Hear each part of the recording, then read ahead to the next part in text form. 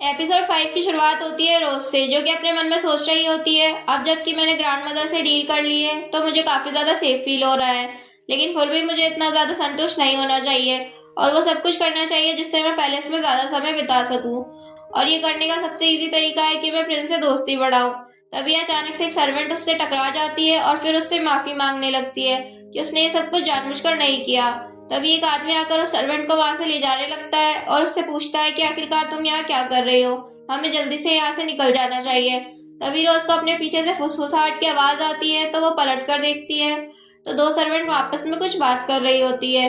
फिर वो आगे जाती है तो उसे एक रूम के अंदर से आवाजें आती है कि ये कितना अपमानजनक है योर हाइनेस, आखिरकार आप इस बारे में क्या करने वाले हैं। ये सब आवाजें सुनकर रोज बस गेट के अंदर झांकने लगती है। एक आदमी प्रिंस से कह रहा होता है कि आपको जल्द से जल्द एक मीटिंग रखनी चाहिए। तो प्रिंस कहते हैं कि मुझे ऐसा नहीं लगता, क्योंकि आखिरकार अभी भी सेलिब्रेशन के दिन चल रहे हैं और वैसे भी मुझे नहीं लगता कि बाकी नोबल्स को कोई और डिस्टरबेंस प्रेफर करेंगे। और ये बात आप भी अच्छे से जानते हैं लॉर्ड रिकी। तभी अचानक से प्रिंस को फील होता है कि कोई उन्हें देख रहा है और वो पलट के देखते हैं और फिर रोज से कहते हैं कि आखिरकार आप यहाँ पर कब से खड़ी है, आप अंदर आ जाइए। ये देखकर बाकी सभी लोग चिढ़ जाते हैं। रोज कहती है कि मुझे माफ कर दीजिएगा, मुझे पता नहीं था कि मुझे कब नॉक करना चाहिए, मुझे पता नहीं था कि यहाँ मीटिंग चल रही है। तो फिर एक आदमी कहता है कि तुम बिल्कुल लूसियाना की तरह लग रही हो जब वो तुम्हारी उम्र की थी और तुम बिल्कुल उसी की तरह बकवास तरीके से बात करती हो।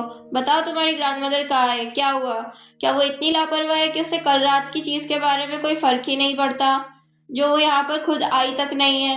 रोज जैसे ही कुछ कहने वाली होती है एक सैनिक इंटरप्ट करते हुए कहता है कि प्रिंस आप हमें ऑर्डर दीजिए, आखिरकार हमें क्या करना चाहिए, क्योंकि रोमियो जूलियट वापस आ चुके हैं तो स्ट्रीट्स में वायलेंस होने के काफी ज्यादा चांसेस हैं, क्योंकि अब वो डिवाइन पनिशमेंट वाली चीज खत्म हो चुकी है।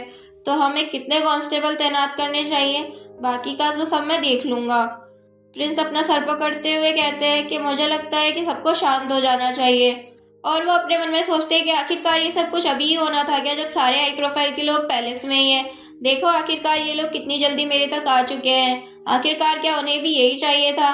तो फिर एक आदमी आगे गुस्सा करते हुए कहता है कि अब कैपिलट्स और मोन्टाक्स के बीच समझौते का कोई बेसिस नहीं बचा है, तो हमें तैयार हो जाना चाहिए अब जो भी ये सिटी में करने वाले हैं उसके लिए। आखिरकार हमें हमारा बिजनेस और प्रॉपर्टी की लड़ाई से सेफ रखना है, वेरोना फिर से वैसा ही हो जाएगा जैसा 4 साल पहले था।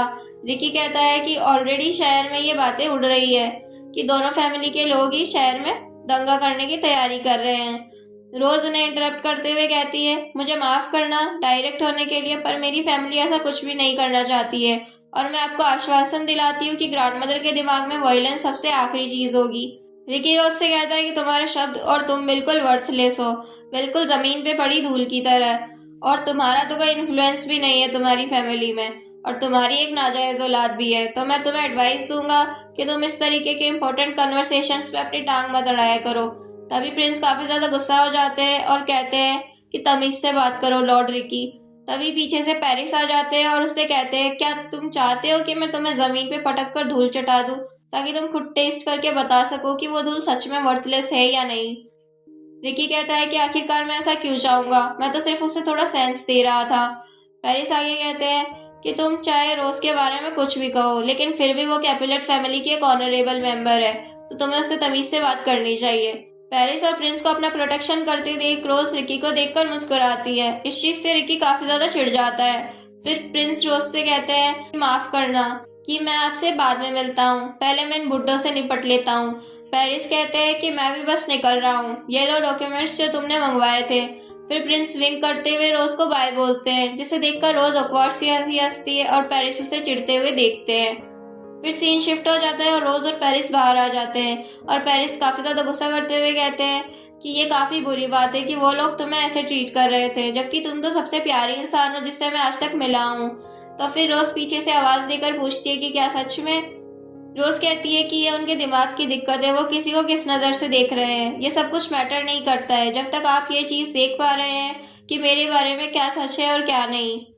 रोज काफी शर्माते हुए कहती है कि आप मेरे काफी अच्छे दोस्त हैं और ये कभी नहीं बदलने वाला है, तो मैं अपना बेस्ट दूंगी ताकि मैं भी आपके लिए एक बेटर दोस्त बन सकूं।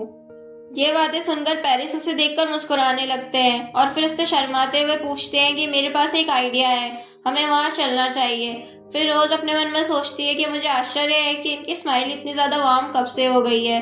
फिर रोज अपने मन में पेरिस का वो कोल्ड फेस याद करती है जो कि उसने पहले देखा था, और फिर रोज मुस्कुराते हुए जवाब देती है कि ठीक है चलते हैं। सीन शिफ्ट होता है और हम देखते हैं एक बग्गी को जिसकी खिड़की में से मीनो निकलकर बाहर देख रहा होता है और काफी ज्यादा खुश हो रहा होता है। आगे हम देखते हैं कि उस बग्गी में पेरिस और रोज भी थे जो कि काफी ज्यादा ब्लश कर रहे थे, और फिर वो लोग वहां पहुंच जाते हैं जहाँ पर पेरिस उन्हें ले जाना चाहते थे। उस जगह को देखकर रोज और मीनो काफी ज्यादा खुश हो जाते हैं और पेरिस ब्लश कर रहे होते हैं। पेरिस अपने साथ उन्हें लंच करने के लिए लाए होते हैं और कहते हैं कि जब मैं छोटा था तब मैं अपनी क्लासेस एस्केप करके यहाँ जाया करता था। ये जगह देखने में तो इतनी बड़ी नहीं है, फिर भी यहाँ का खाना काफी ज्यादा अच्छा है। फिर रोज कहती है कि आपका शुक्रिया, मैं आपके एडवेंचर्स के बारे में और भी ज्यादा जानना चाहूंगी। फिर एक लेडी आके कहती है कि मैं वही लाई हूँ जो तुम हमेशा लेते हो। तो फिर पेरिस जवाब देते हैं कि इस बार ये मेरे लिए नहीं, उस बच्चे के लिए है। फिर वो लेडी कहती है कि जब तुम छोटे थे और यहाँ आते थे, ये तो मानो कल ही की बात हो, और अब तुम्हारा भी एक बच्चा हो चुका है और तुमने मुझे बताया तक नहीं। रोज अपने मन में सोच रही होती है कि पेरिस से कहानियां सुनने में काफी ज्यादा मजा आने वाला है। फिर पेरिस सीरियस होते हुए कहते हैं कि मैं तुम्हारी कजन जूलियट के बारे में बात करना चाहता हूँ। मैं तुम्हें बताना चाहता हूँ कि वो पास्ट में मेरे लिए क्या मायने रखती थी। और यहीं पर हमारा एपिसोड 5 एंड हो जाता है। एपिसोड 6 की शुरुआत होती है पेरिस और जूलियट से, जहाँ पेरिस कह रहे होते हैं लोगों का मानना है कि हमारी किस्मत स्टार्स कंट्रोल करते हैं, चाहे हम जिस भी किसी से मिले या फिर हम कोई सा भी रास्ता चुने। हमेशा ऐसा प्लेस या पॉइंट होगा जहां हम सिर्फ अपने काउंटलेस एक्शंस और डिसीजंस की वजह से पहुंचे होंगे। पर क्या सच में आधी रात के आसमान में चमकते सितारे किसी की किस्मत को इतना ट्विस्टेड और डार्क बना सकते हैं? एक कहानी जिसका ट्रेजिक एंड तो शुरू से ही तय था। दूसरी कहानियों की तरह इसकी शुरुआत भी शरारती इरादे से हुई थी, और प्रिंस जो कि खुद से भी बड़ी प्रॉब्लम को फेस कर रहे थे। फिर हम देखते हैं पेरिस को जो कि पेंटिंग कर रहे थे, और प्रिंस अपना सर पकड़कर बैठे थे और कह रहे होते हैं कि जो कैपुलेट और मोंटाक्स के बीच में लड़ाई चल रही है ये मेरे हाथों से बाहर जाती जा रही है। इसकी वजह से बहुत सारे सिविलियंस अफेक्ट हो रहे हैं और बहुतों के तो घर तबाह हो रहे हैं। तनाव बढ़ते जा रहा है, मानो जैसे ये किसी धुआं की मोटी परत की तरह हो जो कि वायलेंस की आग की तेज लपटों से उठ रहा है। फिर वो काफी ज्यादा परेशान होते हुए कहते हैं कि मुझे इस पागलपन को रोकना ही होगा, इससे पहले कि इससे पूरी सिटी तबाह हो जाए। फिर वो पूछते हैं कि आखिरकार तुम्हारे इस बारे में क्या कहना है, क्या तुम अपनी दोस्त की मदद कर सकते हो पेरिस? तो फिर पेरिस कहते हैं कि ठीक है बोलो, मैं सुन रहा हूँ। फिर प्रिंस अनकंफर्टेबल होते हुए उन्हें देखते हैं और कहते हैं मुझे माफ करना, मैं तुम्हें इन सब चीजों में घसीट रहा हूँ। पेरिस कहते हैं जैसा कि तुमने कहा, इस सब से मुझे क्या फायदा होगा, मैं सिर्फ ये जानने के लिए यहाँ खड़ा हूँ, तो आगे बोलो। प्रिंस कहते हैं मैंने कैपुलेट से बात करी है और वो मेरे ऑफर को मानने के लिए तैयार हो गए हैं। वो लोग अवॉइड करेंगे मोंटाक्स से कोई भी लड़ाई बहस करना अगर तुम जूलियट कैपुलेट से शादी करने के लिए तैयार हो जाते हो। तुम्हें क्या लगता है ये सच में काफी ब्रिलियंट आइडिया है ना? तो फिर पेरिस कहते हैं मुझे लगता है ये काफी ज्यादा स्टूपिड है। तो फिर प्रिंस कहते हैं कि आखिरकार तुम्हारा एंथुजियाज्म कहाँ गया? पेरिस कहते हैं ठीक है मैं इस बारे में सोचूंगा, आखिरकार इसे मौका देना भी तो जरूरी है, और अभी मेरी सिचुएशन देखते हुए शायद ये बेस्ट ऑप्शन है। मैं जितनी अपनी पावर बढ़ा सकता हूँ मुझे बढ़ा लेना चाहिए। सीन शिफ्ट होता है और हम देखते हैं कि कैपुलेट्स और पेरिस एक साथ डिनर कर रहे होते हैं, जहाँ बर्नार्डो पेरिस को जूलियट से इंट्रोड्यूस करवाते हैं, और हम देखते हैं कि जूलियट ब्रश कर रही होती है, और फिर पार्टी में वहाँ डांस स्टार्ट हो जाता है। लेकिन पेरिस बालकनी में जाकर खड़े हो जाते हैं। जूलियट उनके पास आती है और उनसे कहती है कि शायद आपको पार्टी ज्यादा पसंद नहीं है। तो फिर पेरिस जवाब देते हैं कि हाँ ये सिर्फ एक टाइम वेस्ट करना है, मेरा मतलब है कि यहाँ लोग बस फालतू तारीफें करते हैं। तो फिर जूलियट कहती है कि शायद आप काफी ज्यादा कॉन्फिडेंट हैं, इसलिए आपको किसी की तारीफ की जरूरत भी नहीं है। पेरिस कहते हैं कि मेरी लाइफ में इनसिंसियरिटी की कोई भी जगह नहीं है। तो फिर जूलियट फ्लर्ट करते हुए कहती है तो फिर आप यहाँ पर क्यों हैं? आप और मैं तो सिर्फ स्ट्रेंजर्स हैं, फिर भी आप मेरे लिए शादी का प्रपोजल लेकर आए हैं, और जैसा कि मुझे सिखाया गया है शादी के वचन तो सिंसियर लव के लिए ही होते हैं सिर्फ। पेरिस उसे तिरछी नजरों से देखते हैं और कहते हैं कि ये सिर्फ पॉलिटिक्स के लिए है, पर फिर भी मैं तुम्हें इस बारे में क्या कहना है ये जानना चाहता हूँ। फिर जूलियट हंसते हुए कहती है कि आखिरकार इसमें मुझे क्या कहना होगा, मेरे फादर ये शादी करवा के ही रहेंगे, फर्क नहीं पड़ता मैं क्या चाहती हूँ या क्या नहीं।